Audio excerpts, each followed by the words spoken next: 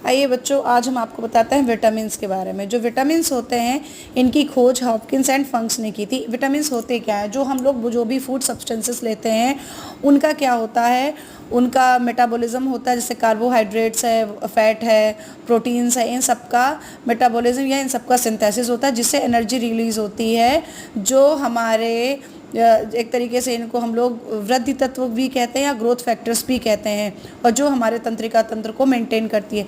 Number first, vitamins दो तरीके के होते हैं, water soluble vitamins, fat soluble vitamins. आज मैं आपको वाटर सॉल्युबल विटामिन्स के बारे में बताने जा रही हूँ। वाटर सॉल्युबल विटामिन्स को ही बी कॉम्प्लेक्स विटामिन्स कहते हैं।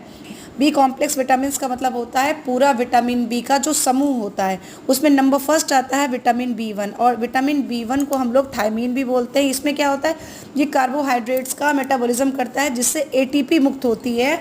और जो एटीपी होती है, हमारा तंत्रिका तंत्र ऊर्जा के लिए इसी एटीपी पर डिपेंड रहता है। एटीपी का मतलब होता है एडिनोसिन ट्राइफॉस्फेट। इसकी कमी से पैरालिसिस की आशंका हो जाती है। नंबर सेकंड, विटामिन बी2 या जी या राइबोफ्लेविन, इसको हम लोग विटामिन बी2, विटामिन जी और राइबोफ्लेविन कहते हैं। ये एड्रिनल ग्रंथियों में हार्मोन्स का संश्लेषण करता है। इसकी कमी से केलियोसिस रोग हो जाता है। केलियोसिस में जो मुंह के किनारे होते हैं वो फटे होते हैं और स्किन भी कटी फटी होती है। अब नेक्स्ट आया nicotinic acid. Third number nicotinic acid, और इसको हम लोग नियासिन भी बोलते हैं, विटामिन पीपी भी बोलते हैं। इसकी कमी से पेलाग्रा रोग हो जाता है, पाचन शक्ति कमजोर होती है तो डायरिया रोग होता है, और तंत्रिका तंत्र के छीण होने से डिमेंशिया, लॉस ऑफ मेमोरी भी हो सकता है। नंबर फोर्थ, विटामिन बी6 पायरिडॉक्सिन।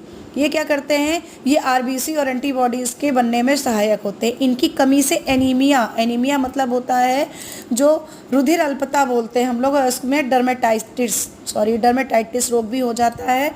और इसके विटामिन की कमी से पेशी ऐंठन, कन्वल्शंस भी होते हैं और किडनी में स्टोन के भी चांसेस रहते हैं। Number fifth, pantothenic acid. इसमें भी चर्म रोग, हाथ पैरों में सुन्नता, थकावट, बाल सफ़ेद और सर दर्द की भी शिकायत रहती है।